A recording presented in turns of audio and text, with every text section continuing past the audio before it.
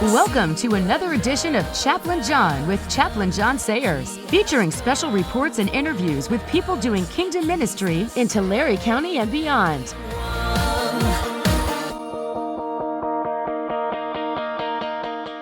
And now, here's Chaplain John. Hey, Chaplain John here, and instead of reviewing my book, which I'll get back to, today I had a really great bicycle ride today, and it was really adventurous. And I stopped off at the Cafe 210, where I like to hang out and get my normal glass of milk and chocolate chip cookies. And at that place, and boy, if you live in Visalia, check out the Cafe 210. It's a really neat, great. They have some books that you can look at. And so I just was looking at a book while I'm drinking my milk and chocolate chip cookies. And I saw this book, and it was called When God Sends Us Angels. When God Sent Us an Angel. And I was looking for the author of the book. And all of a sudden I'm looking, and it was written by a lot of people. And so, but there's the name of the book, When God Sends Us Angels. When God Sends Us an Angel. You can Google that and get the book. Now, if you go to Cafe 210 and you're looking for this book, well, Roger said, he's the manager of Cafe 210, oh, John, you can take it home. And I'm going to probably hang on to it for a week or two, and then I'll put it back at the Cafe 210. So if you're in Visalia, you'll see this book there. Maybe I'll give some of my books there, too. But I was reading it, and I wanted just to read you one chapter. And angels are not necessarily angels that we think come from heaven, though they could be. Angels come in many shapes and sizes, but this was an interesting story. In the first chapter, it says, Stranger on the Street. And again, it's written by one of these many people that wrote this book. Angels find us, not only when we need them the most, but when we think we are fine on our own. Isn't that interesting? Let me read that again. Angels find us not only when we need them the most, but even when we think we're fine on them. We're doing okay on our own. We don't need no angels, right? Let me read this to you a bit. Strangers on the street. Oh, I felt good about myself. I was pleased. What a nice, kind, thoughtful person I was. I spent hours laboring away at volunteer tasks, giving my time to help others. I even helped take care of patients in a nursing home, reading letters to them, chatting with them.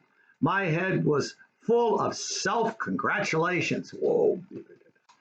I was feeling incredibly virtuous, wonderfully delighted with myself, absolutely superior to lesser folks who were too selfish and preoccupied to reach out to those in need.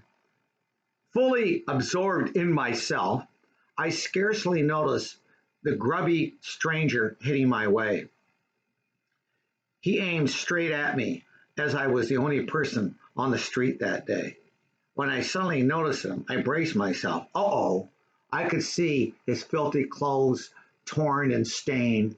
Clearly, he spent months on the street, perhaps living in the doorway beneath the bridge, huddled in boxes or wrapped in newspapers for warmth. I dreaded this confrontation.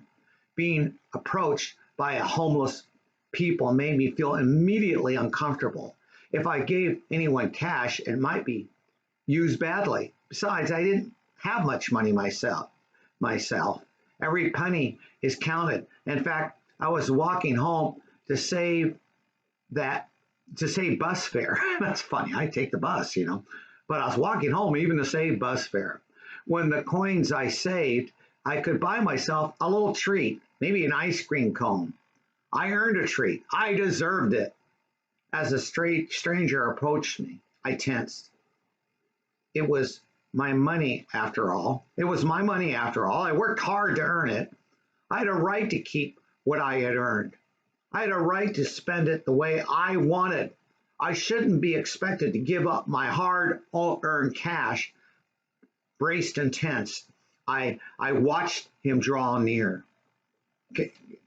Can you give me a free? Can you spare a few cents? He asked me, his hand extended. I drew back without moving. I thought of my money in my purse, so little of it. And it was mine. It was all mine. I opened my mouth to make excuses, to tell him I didn't have money, to lie and brush him away. His eyes pierced mine as I spoke, and I found myself telling him the truth, or at least part of it. I really don't have that much money, nothing to spend, I told him. In a way, it was true, but those eyes pierced right through me. I understand, he told me. His voice was deep and steady. I thought he did understand. Exactly, I thought he knew. He saw right through me in his chin. He saw right through me into my greedy spirit. I thought he knew somehow how much money I carried and what I planned to do with it. He seemed to see into my heart, hear my echo, my childish desires. It was my money. I didn't want to share. Why should I share it? I wanted it for myself. Still holding my gaze, he said, I've not always been as you see me now. And then he walked away, back straight, dignified in his ragged clothes. He passed by me, and I stood stricken and and shamed of myself. How could I be so selfish, so unkind? Even with a little cash, I could share what I had. I could treat him both to some small treat. We could get together in a nearby snack bar. My money would surely stretch for both. I whirled to call him back, and he was gone. In those moments, I was feeling shame having been so selfish, but he disappeared. I never saw him again. But in that moment, staring down empty sidewalk, I knew this homeless stranger in his beragged clothes had known I wasn't good and I wasn't kind and thoughtful as I'd like to think I was. He'd known. He knows the hidden selfishness in me. He knew me. And suddenly, I knew him. He had given me a clue, hadn't he? He told me what he hadn't all he had told me. He told me that he hadn't always been the way I saw him. And I thought of the words as the Bible urged hospitality to strangers, because you never know who you might be entertaining. Well, that was what he said. I'm sure of it, as I am of anything. That homeless, ragged stranger begging coins of me. He was sent to remind me that I was nowhere near as good as I thought I would be. I thought about those moments for a long time. I rehearsed what I should have told him, what I wished I'd say. I practiced the conversation in case he returned to give me another chance. I searched for his face on my walks and then on, but he didn't appear. I guess he had done what he was meant to do. He taught me a valuable lesson about myself and others. He taught me not to think so highly of myself, not to feel so pleased with me. He taught me not to judge others too easily. Behind the next stranger in rags, there might lurk an angel in disguise. Hebrews 13:2.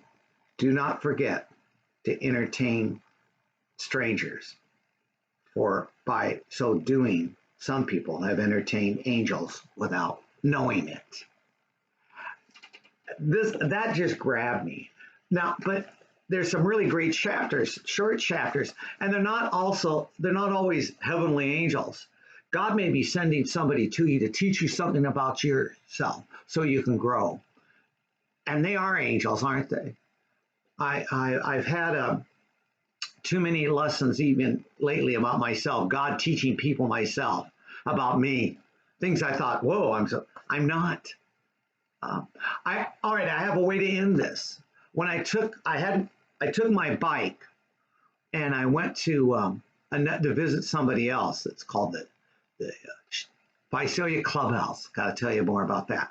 And I haven't ridden my bike for a while, and so I was going to chain it up. I'll tie this bike rack where I went into the clubhouse.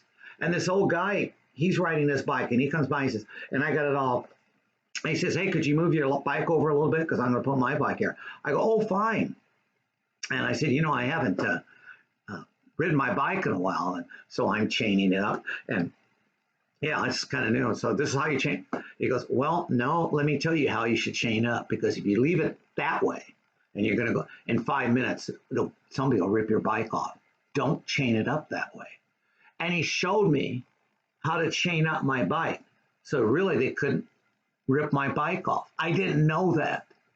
I go, wow, God must have sent you to show me how to chain my bike up so it wouldn't get ripped off. Thank you. And he goes, "Oh, no problem." Well, I went to visit in the clubhouse, went to visit people. When I got done, his bike was gone. And maybe he got done with his business and he took off. Or maybe, just maybe, he was an angel. Well, either way, I'm glad God sent him my way to show me how to chain up my bike so no one would rip it off. Well, okay, when God sends an angel, more stories. I probably am not going to read another chapter, but I'm going to read some more. And then I'm going to take this back to the clubhouse, the Cafe 210 in Visalia. But in the meantime, keep open. God may send in you an angel. And oh, by the way, next time I'll share more about my book too. God bless you. Maybe an angel's coming your way today.